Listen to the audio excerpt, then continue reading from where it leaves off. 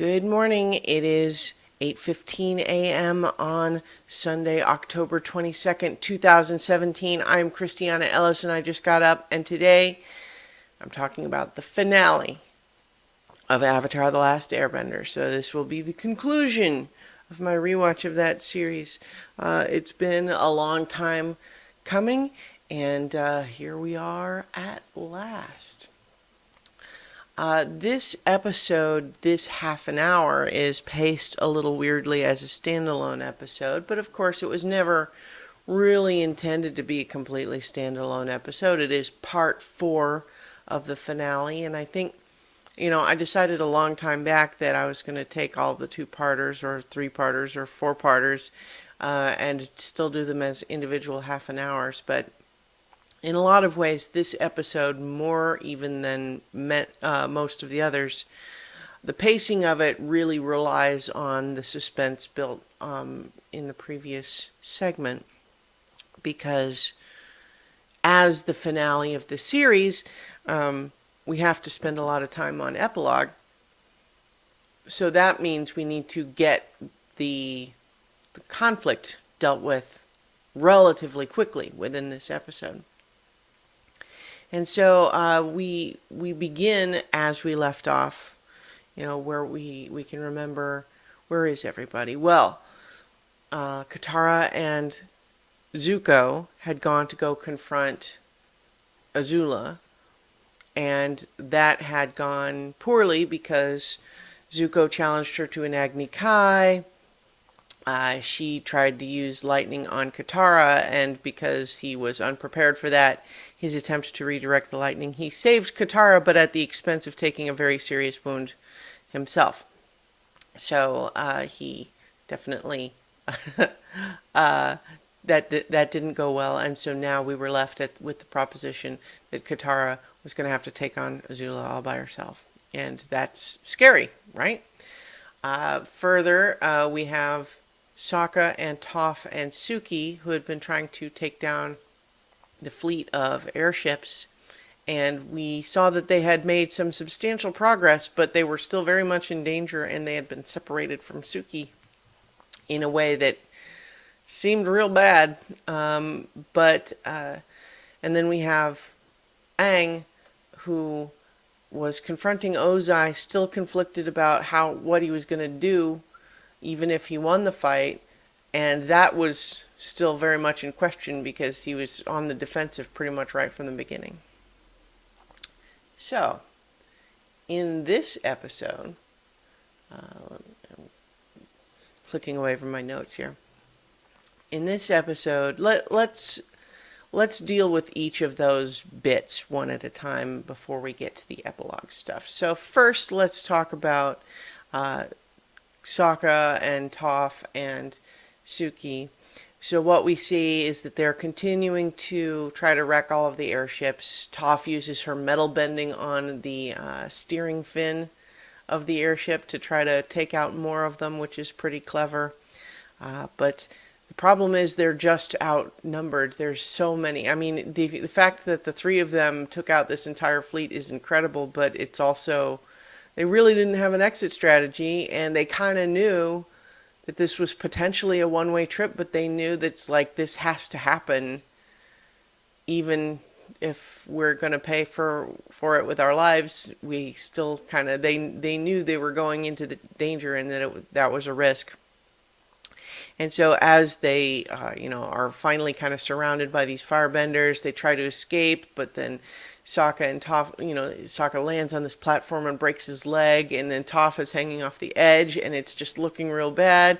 The firebenders are coming in. Sokka's desperately trying to hold on to Toph. He's got his sword and his boomerang. He takes out 2 more, but then there's more coming around, and it's just, we can see them in tears because it's this kind of moment where they did what they came to do, knowing that it might be the end for them, but that doesn't mean they want it to be. And so here, when it seems like, that might be what's about to happen, they're helpless, essentially. And it seems like, so there's this really emotional moment where they're both kind of crying, and you're kind of feeling like that might have been our last trick. And it's this tense moment. But then, of course, they are rescued. Toph doesn't fall because a new airship zooms in underneath.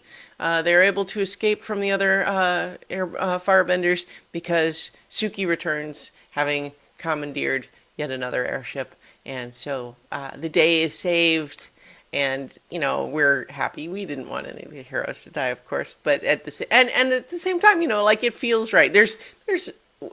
We should point out there's a whole lot of Deus Ex Machina in this episode, and all of it is more or less set up. Except there's one bit where I think is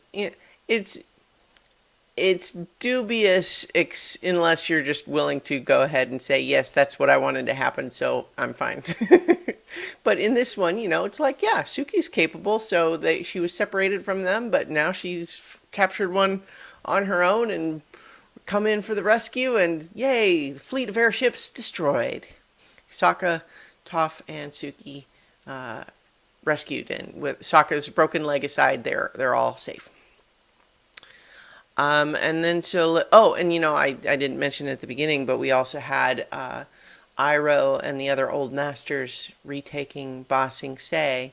And we don't spend a lot of time on that, but there is a sequence just showing a little bit more of them being very powerful, creating this big stack of those tanks. And then, the final shot of that battle being Iroh kind of somberly using firebending to burn away the Fire Nation banner that had been hung over the Earth Kingdom temple. Or not temple, but palace. And that's a notable moment for him because, we talked about that a little bit in the previous parts, but how Iroh's full character arc, when he always thought that it was supposed to be, his destiny to take Ba Sing Se, but when he was originally trying to do it for the Fire Nation, his son was killed in the battle, and so that's where it kind of broke him. He lost his taste for fighting, and that's, where he returned, and he was, broken for a while, but then decided to go be banished with Zuko, hoping that Zuko could be salvaged. And, and so that whole thing, but now to be going back to take Ba Sing Se, but for the other side, is a nice thematic, satisfying conclusion there for him to have achieved what he always thought was his dream, but to have done so in a more thoughtful way than he ever realized. We also have... We'll deal with Aang and Ozai last because it's kind of the big, series theme stuff. But we have now Azula completely unhinged, taunting Zuko with childhood nicknames like, this is someone who has just delivered what may be a mortal wound to her own brother and is taunting him with like, you don't look so good, Zuzu.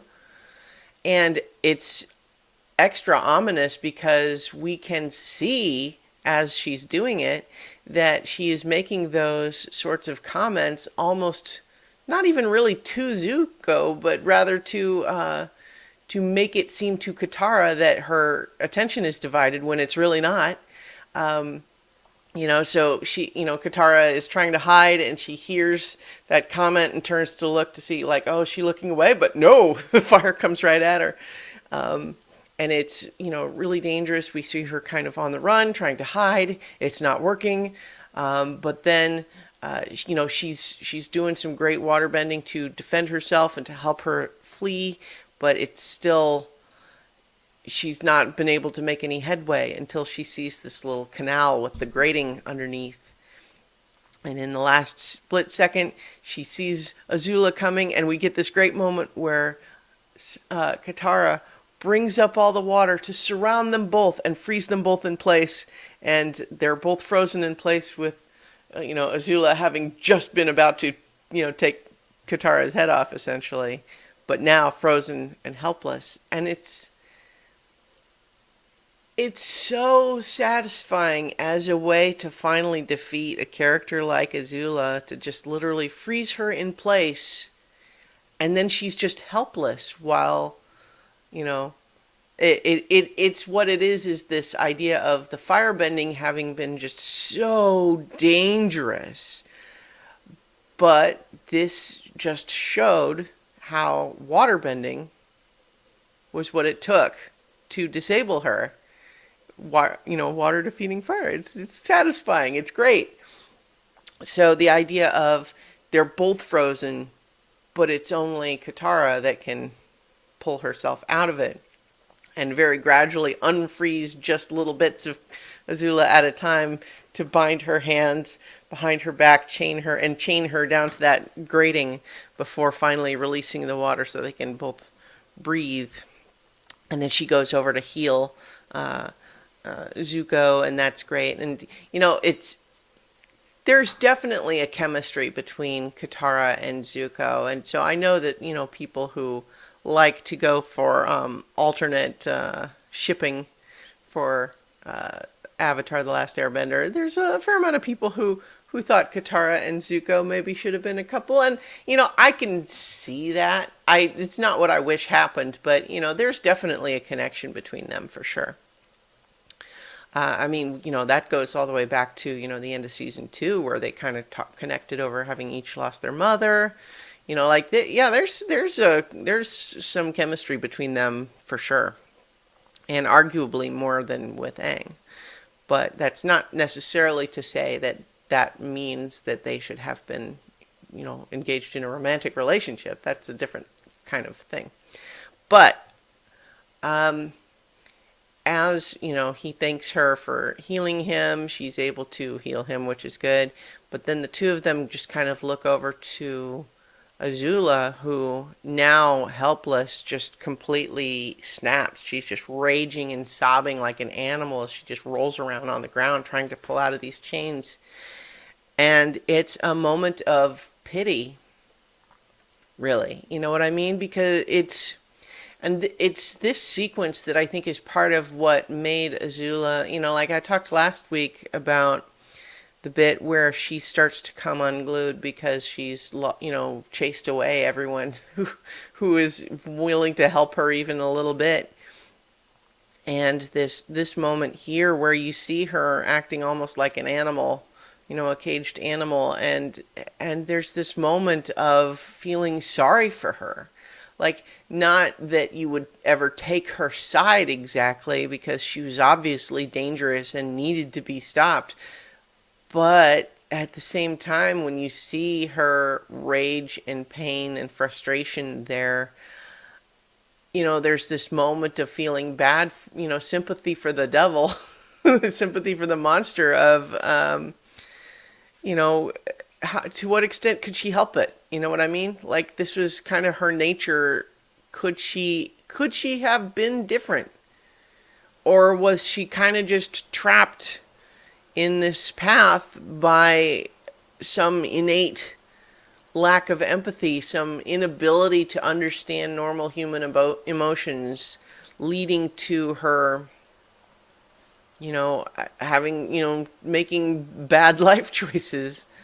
And it's terrible, because on the one hand, she's so dangerous and so unstable that you feel like, well, she's going to have to not just be locked up for the rest of her life, not merely that, but locked up in such a way that her incredibly powerful firebending is rendered moot, which means potentially like restrained, chained for the rest of her life.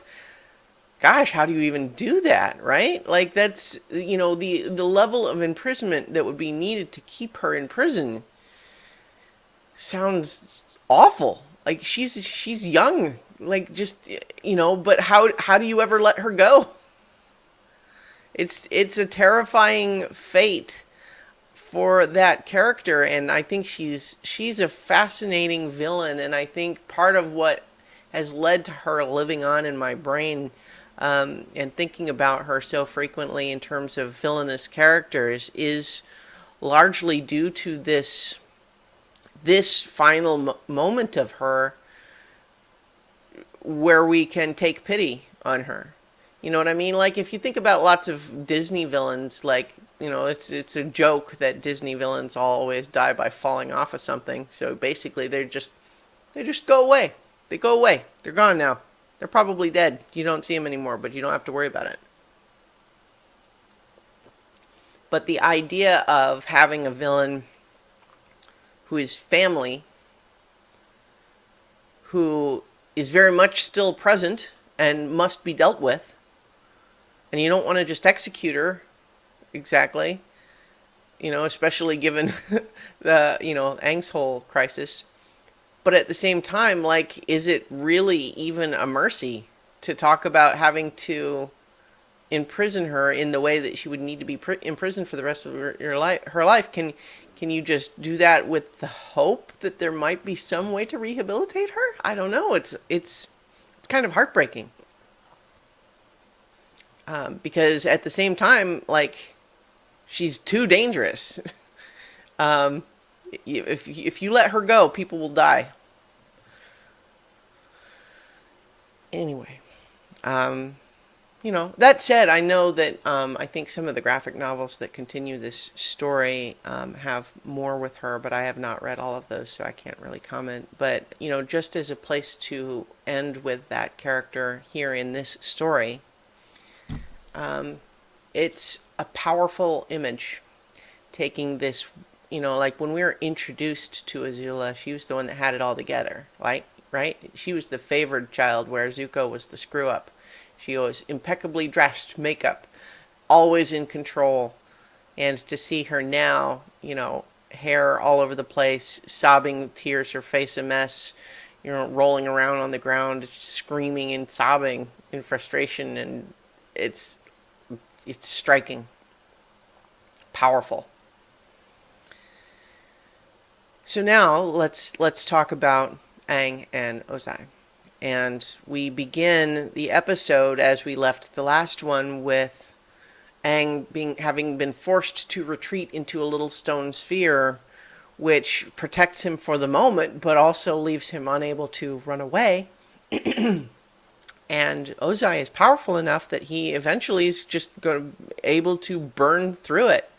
And he blasts this stone sphere away, and it sends Aang shooting backwards. And here's the Deus Ex Machina that really has very little setup in terms of any explanation why things would happen the way they do. It's kind of just a weird fluke of dumb luck / storytelling Deus Ex Machina. But Aang hits this stone pillar with a little sharp point, hitting him right on the scar where he had been struck with lightning by Azula during the Avatar state, which locked his chi and prevented him from entering the Avatar state. And so apparently, slamming into a sharp point of stone right on that place where you had already had a healed injury is how you unlock that chakra, I guess. Like, I can love this episode and this series and still acknowledge that there's no justification for why that would work or make any sense at all. But at the same time, given that it makes no sense, the visual depiction of it happening makes it very clear what's happening. And so that's well executed, even if the storytelling of it is a little loosey-goosey.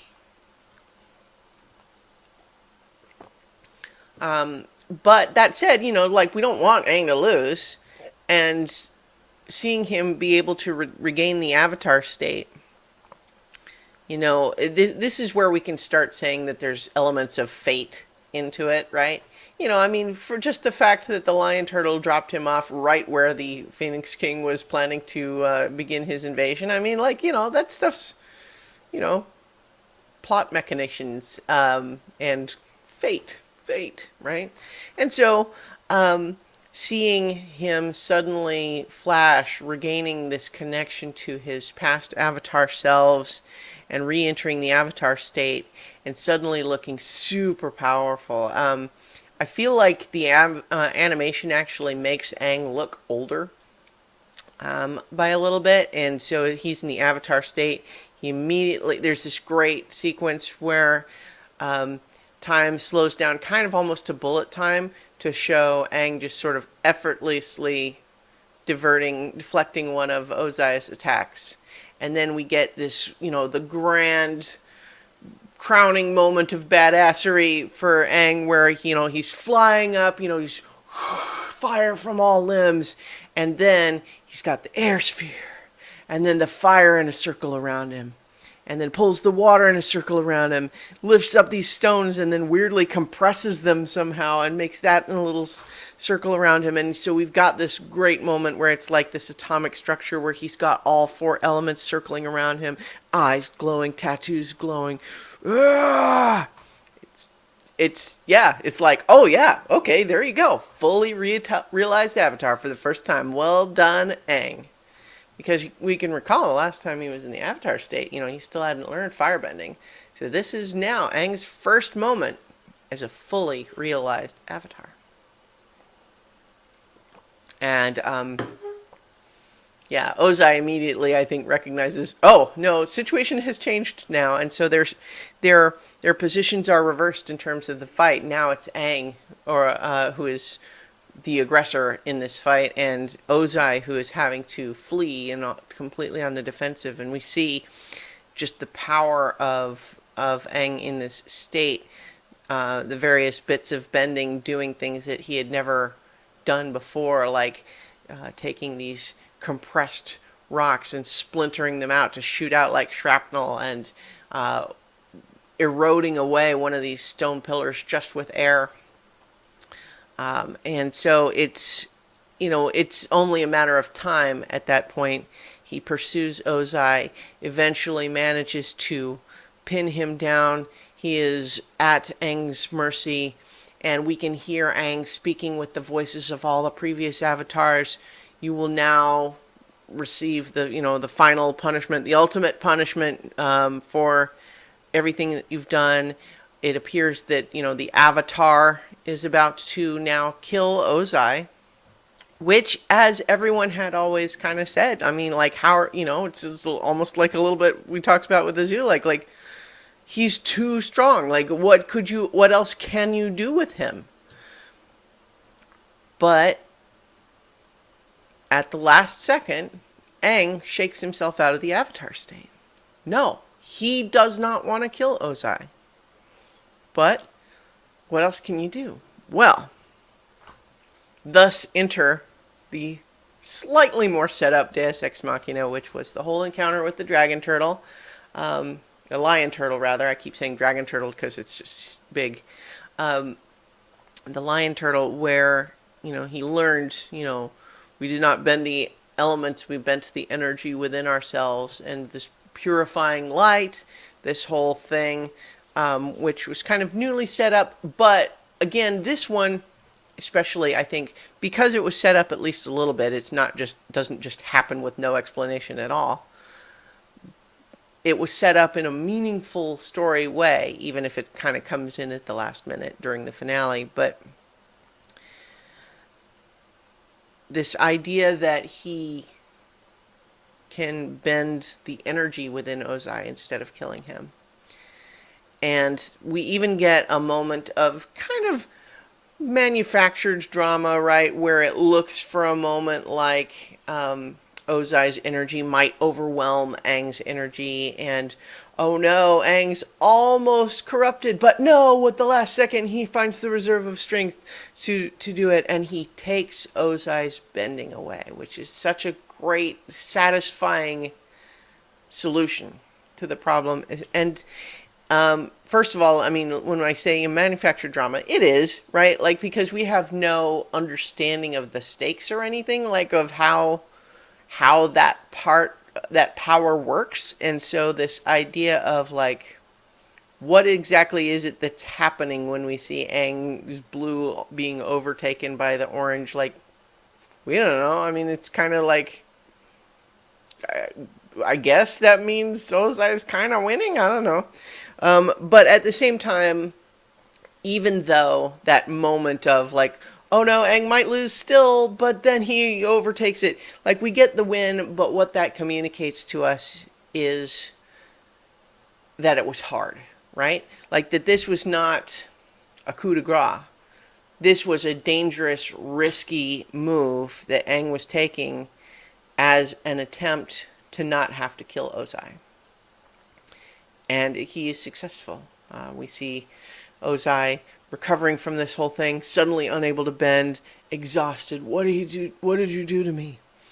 And part of what's great thematically over this whole series about this, and this is a resolution to the whole question of Aang's desire to try to find another way to avoid killing.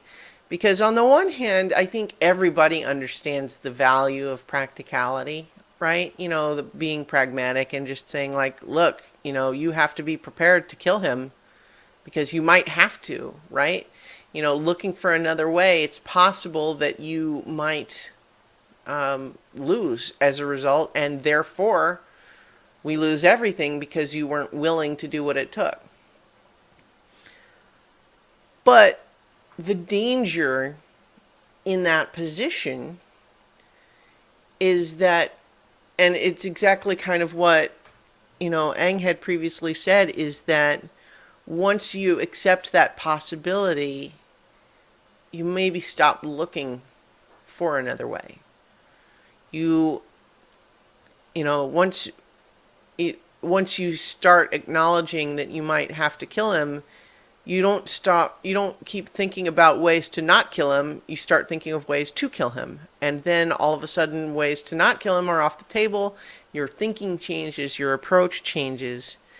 And it reminds me actually of, there's an old TV show, I guess it's not that old, but called Joan of Arcadia.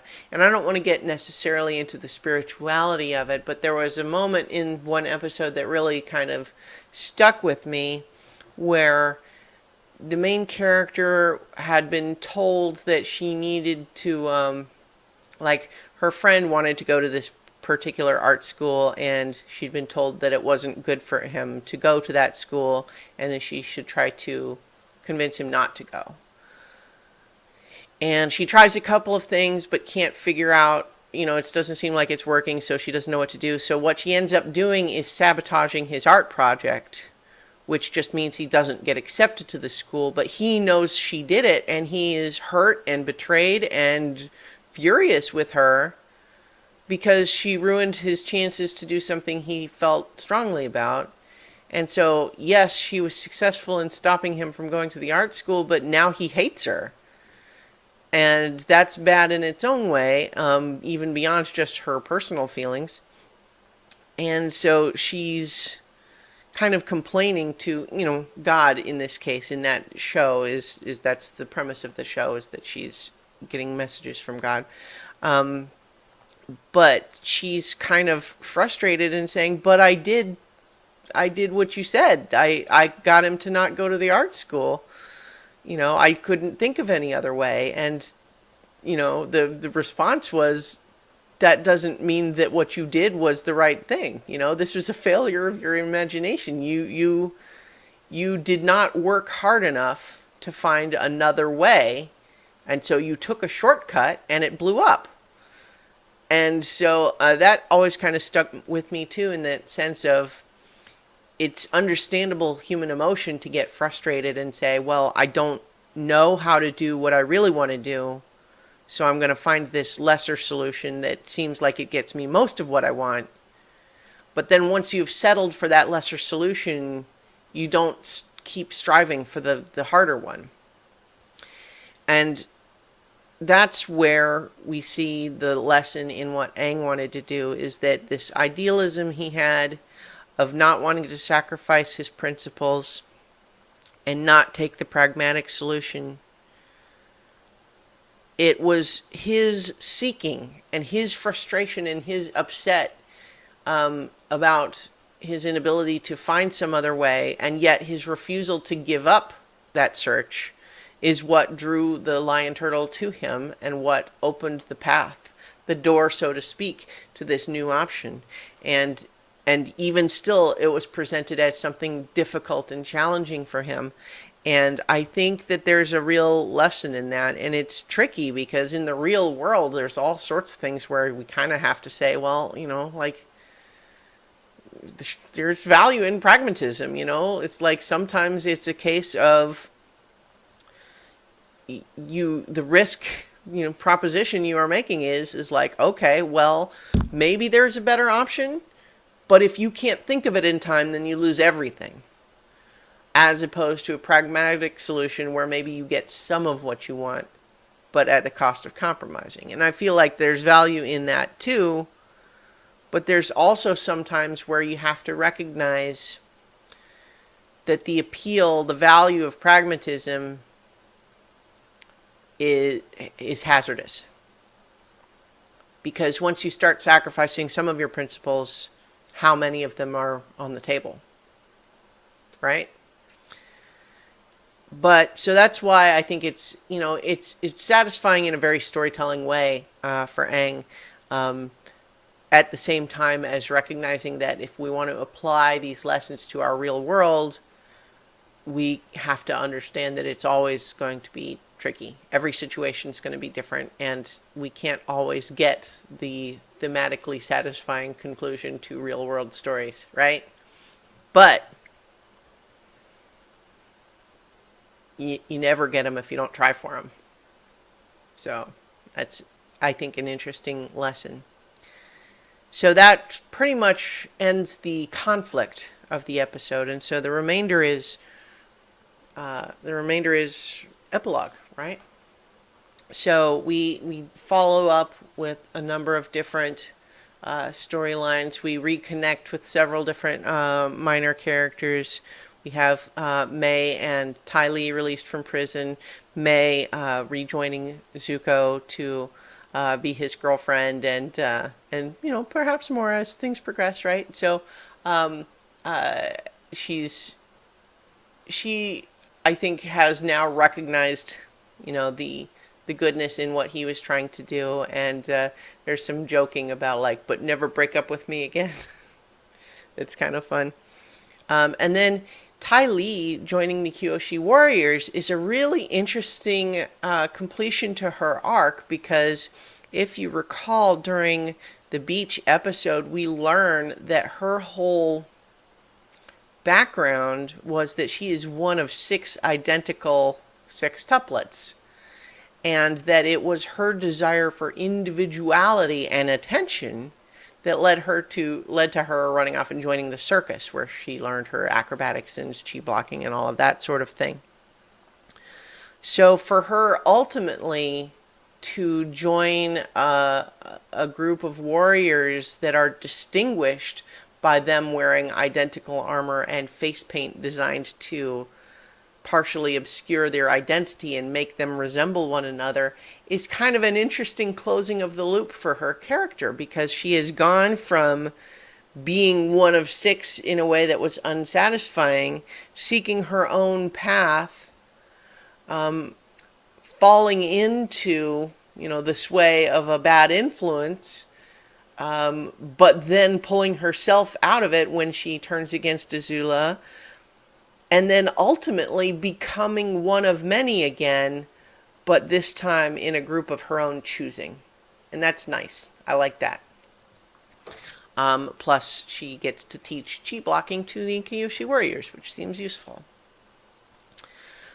We get, let's see, what else do we, I'm trying to think of any other, I think the only note in this episode that I didn't necessarily care for was the bit where when Sokka and Toph and Suki catch up with Aang and Ozai is there, and this bit where they're, mocking him and calling him names like Loser Lord and stuff to his face. Like, I just feel like, I could have done without that scene. It's a nitpick, but it also just feels like, first of all, like, none of the names are especially good. Like, Phoenix King of getting his butt whooped.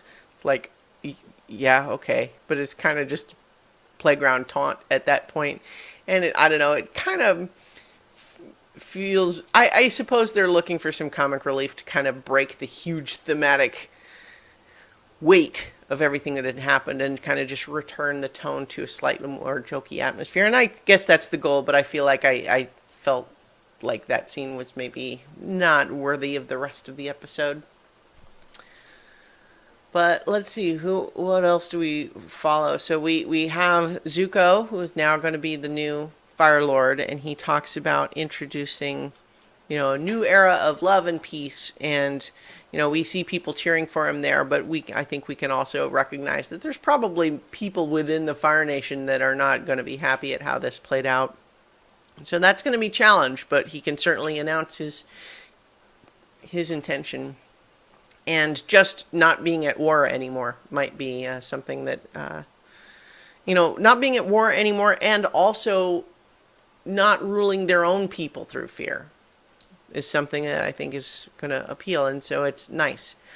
And we get a nice conversation between Zuko, now dressed as the Fire Lord, and Aang, now in the robes of an airbending master. The first time we've seen him wear clothes like monk Gyatso and the monks that once trained him, and having them kind of comment on like how much the world has changed in a year.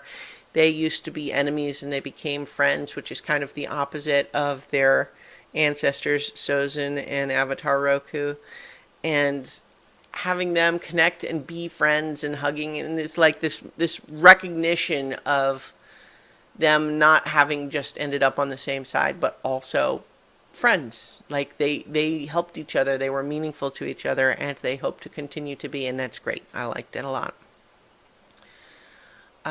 Let's see, what else? We get to, have a brief little cameo for lots of other minor characters where we are recognizing that everybody's been released from prison, which is nice. We also have Zuko visiting Ozai in prison, and we see how remote and messed up or depressing that prison is. So again, like, we don't revisit Azula, but, Ozai at least can be put in a normal cell. Like, he doesn't have the firebending anymore. But Zuko goes there and demands to know where his mother is.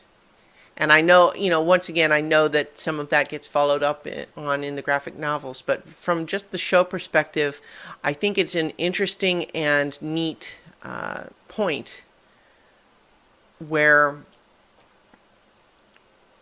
having that final beat be an open thread, not resolving what happened to her, not resolving where she is she still alive, where did she go? Leaving all of that open is a great way to make it feel like, even though the series is ending, these characters are going to go on and continue. There's, we sometimes talk about loose threads as though they're always bad, that they should always be tied up, like the ending should wrap up everything. But I think it's actually a braver storytelling decision to have some of those big threads specifically be left open, because it makes the world feel like it lives on instead of wrapping it all up in a neat little package.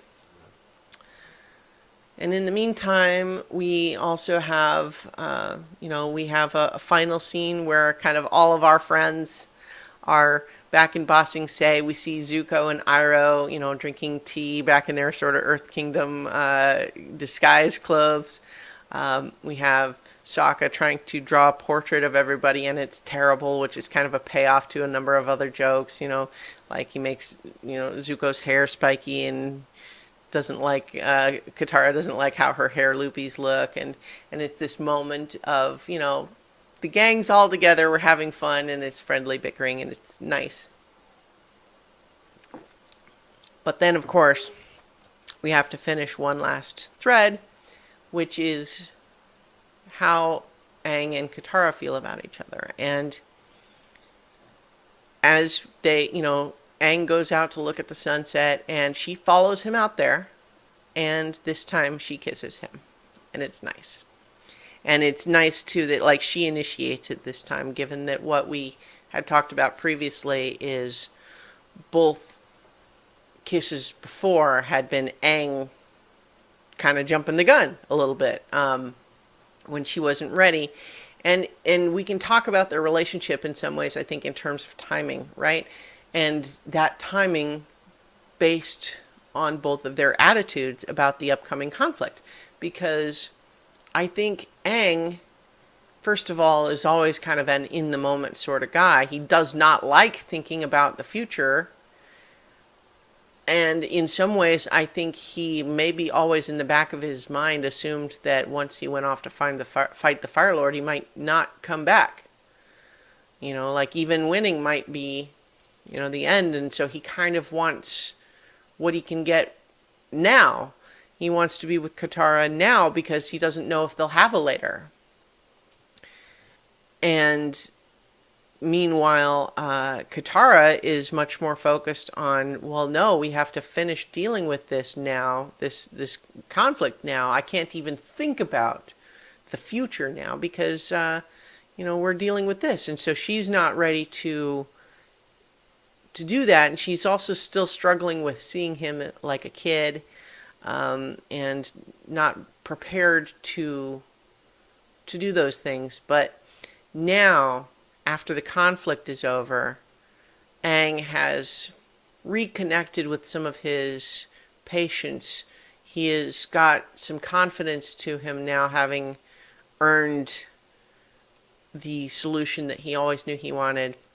And Katara gets to see how he has triumphed in both a practical but also an ideological way. And she now also, the timing is such that now they can start thinking about the future. And that allows her to once now be open to him being a potential romantic partner. And she kisses him, and it's beautiful. And thus we end the series. So I don't think I'm going to do like a wrap-up recap because, we kind of talked about a lot of it already. But this series is wonderful. It's amazing. And I feel like doing the rewatch of it has been very valuable for me to approach it from seeing how it uses various tools for storytelling and all of that. And I loved it. And I hope those of you who watch these enjoy that too. And I can't believe this is probably the longest one. But, there you have it. So I'll talk to you tomorrow for 5 more minutes.